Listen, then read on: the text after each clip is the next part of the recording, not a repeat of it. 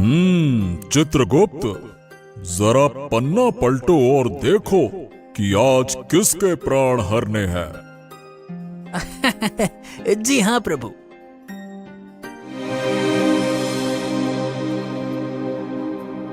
महाराज, मृत्युलोक में एक कमजोर गधा है, परंतु महाराज वो आपका परम भक्त है। काम से बचने के लिए ही सही, पर रोज आपको याद जरूर करता है। आज उसे दर्शन देकर उसके पन्ने का हिसाब खत्म कर दीजिए प्रभु। वाह! मृत्युलोक पर ऐसा भी प्राणी है जो मेरी भक्ति कर रहा है। वाह! हाँ प्रभु, आप तो वो देखिए। अरे चल रे धनुआ, आज बहुत काम है और बहाने मत बनाना। अरे नहीं नहीं नहीं, आज फिर मेहनत करनी पड़ेगी। हाँ, मुझे कुछ तो करना होगा। रामू भैया, मेरे पैर में बहुत दर्द हो रहा है, मैं ठीक से चल भी नहीं पा रहा हूँ। अरे रे रे रे रे रे, मेरी लीला खत्म करो यमराज और मुझे दर्शन दो। ओफो, फिर शुरू? अरे रोज रोज तू यही ड्रामा करता है। सीधे से चल, कुछ नहीं हुआ है तुझे, चल। धनुआ का बहानेबाजी का सिलसिला यूं ही चलता रहता। कभी पेट दर्द तो कभी पैर में तकलीफ। हर दिन उसका कुछ न कुछ नया नाटक लगा ही रहता था।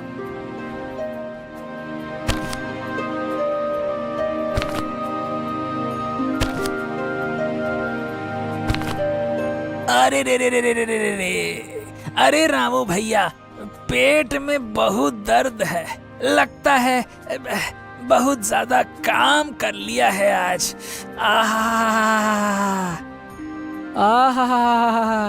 अबे तूने अभी काम किया ही कहाँ है? अभी तो सिर्फ यहाँ तक आया है। काम तो अब करना है तुझे। चल, बड़ा आया, बड़ा काम कर लिया। अब तो मुझे दर्शन दे दो यमराज, दर्शन दे दो। गधा इसी तरह यमराज को याद करते हुए चलते जा रहा था। कुछ दूर चलने के बाद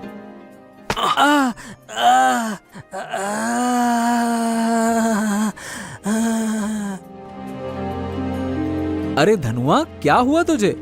चल उठ। अरे देख, गांव के सब लोग आ गए हैं। चल चल चल, उठ,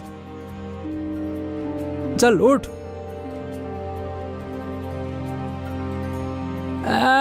रामू भाई, लगता है कि इसे यमराज ले गए। हाँ, लगता है मेरे धनुआ का समय आ गया है। रामू को लगा कि धनुआ का अंत आ गया है। गांव के लोग भी आकर उसे सांत्वना देने लगे। सभी मान चुके थे कि धनुआ अब इस दुनिया में नहीं रहा। चलो भाई, अब रस्सी ले आओ, इसके अंतिम यात्रा की तैयारी करते हैं। ले आओ। देखा महाराज, आपने अपने भक्त का नाटक। यही सही समय है उसे आपके दर्शन पाने का। महाराज, क्या सोच रहे हैं? चित्रगुप्त, तुमने सही कहा। चलो।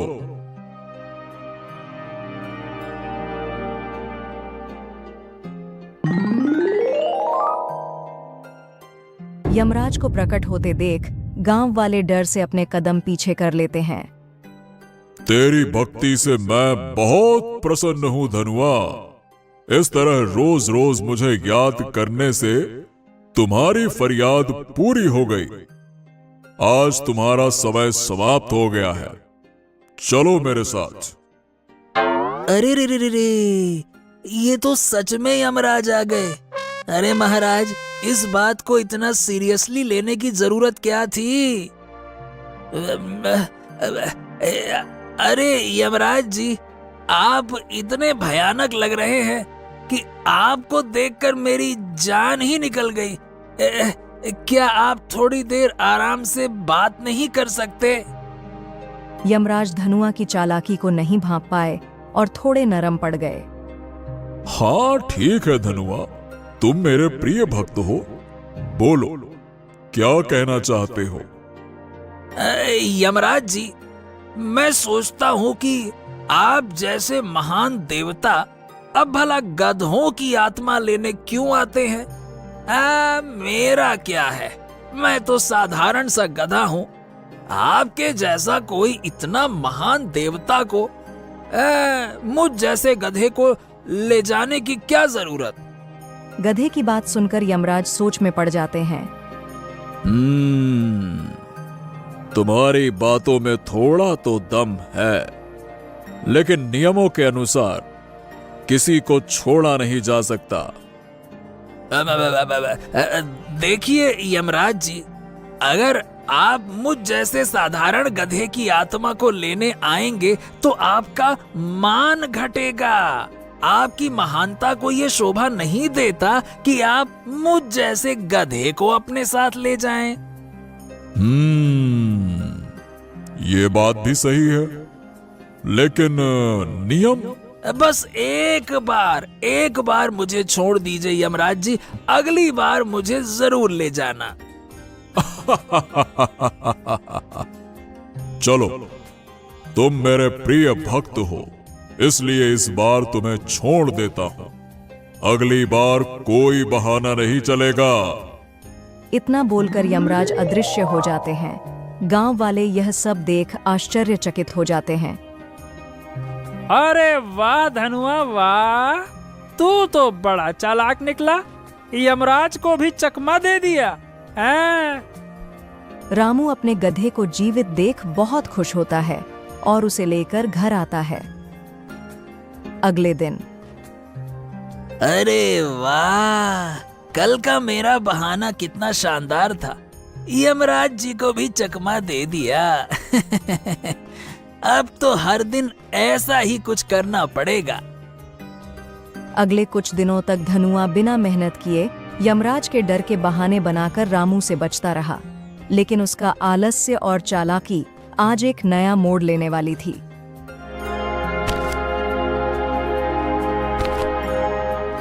अरे वाह, ये बहानेबाजी का तरीका तो कमाल का है।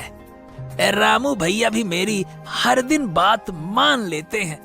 ऐसा लगता है कि जैसे मेहनत तो मेरे नसीब में है ही नहीं। वाह वाह वाह वाह वाह। अरे रे रे रे रे रे, ओहो रामू भैया, लगता है कि इस बार सच में आखिरी समय आ गया है। अब तो लगता है कि बस मेरे प्राण निकलने ही वाले हैं। अरे धनुआ, क्या हुआ तुझे? चल उठ। धनुआ, तुम मुझे याद करके मेरा काम बढ़ा रहे हो। हर बार तुम्हारे लिए आना पड़ता है। आज तुम्हें अब मेरे साथ चलना ही होगा। अरे यमराज जी, आप फिर से देखिए, सच में अब इस बार मैं तैयार था, लेकिन आपकी उपस्थिति देखकर मेरे मन में एक बात उठी है। धनुआ, तुम्हें अब बहाना बनाने का कोई मौका नहीं मिलेगा। चलो ठीक है, बताओ क्या कहना चाहते हो? यमराज जी, आप तो महान हैं, लेकिन एक छोटी सी विनती है। आप मेरे रामू भैया को तो देखिए। अगर मैं चला गया तो मेरे रामू भैया कितने दुखी हो जाएंगे। अब मेरे अलावा इनका है ही कौन? हाँ यमराज जी, धनुआ के बिना मैं काम कैसे करूंगा? यमराज जी, मुझे लगता है कि शायद मेरा समय अभी पूरा नहीं हुआ।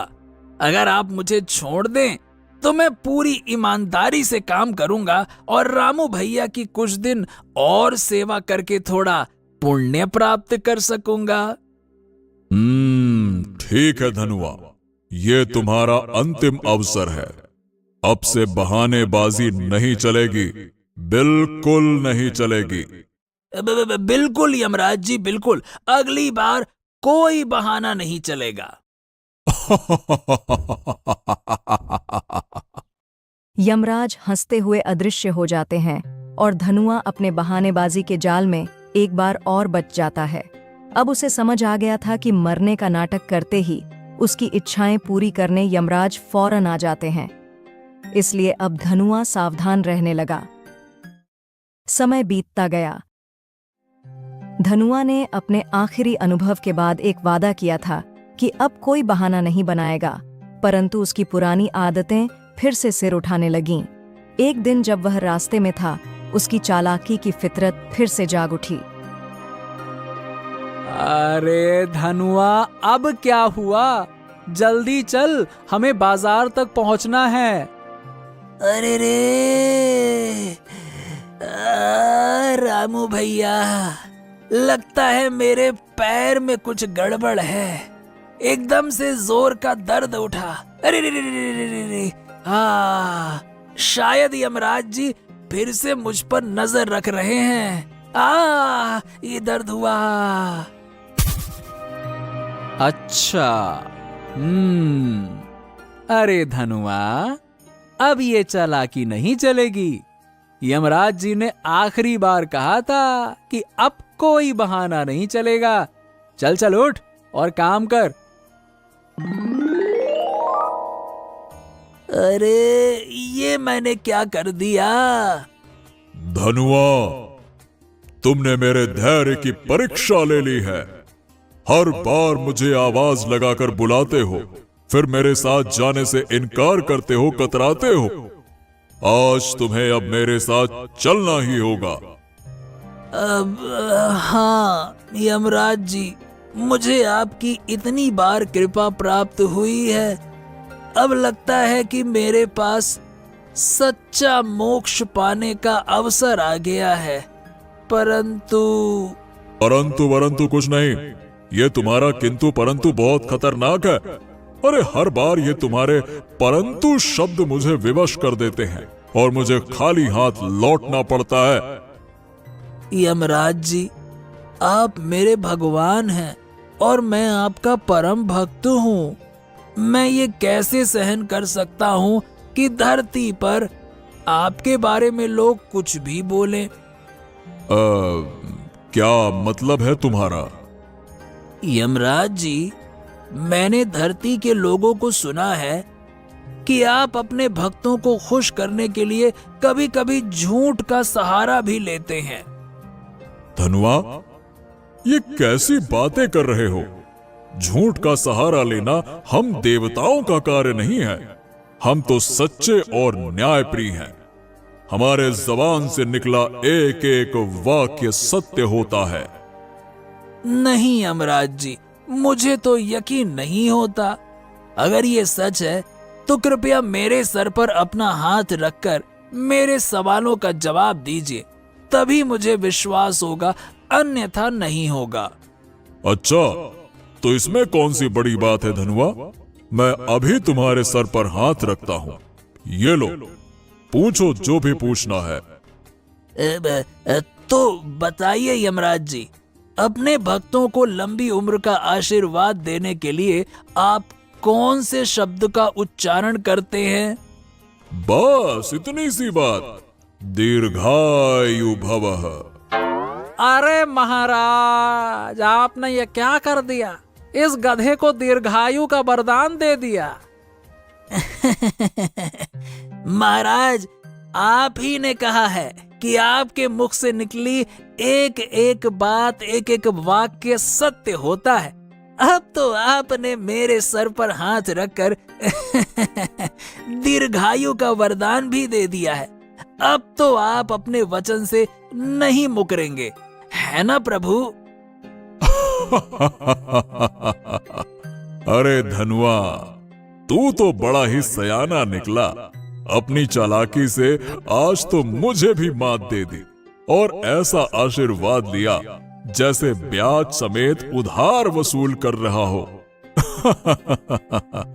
सच में, भक्त चाहे साधारण हो या बड़ा, भगवान को तो उसके प्रेम और भक्ति के आगे झुकना ही पड़ता है। ये आज मैंने अपनी आंखों से देख भी लिया। यमराज मुस्कुराते हुए वापस लौट गए और धनुआ ने लंबी उम्र का वरदान पाकर आराम से अपनी जिंदगी बिताना शुरू कर दिया।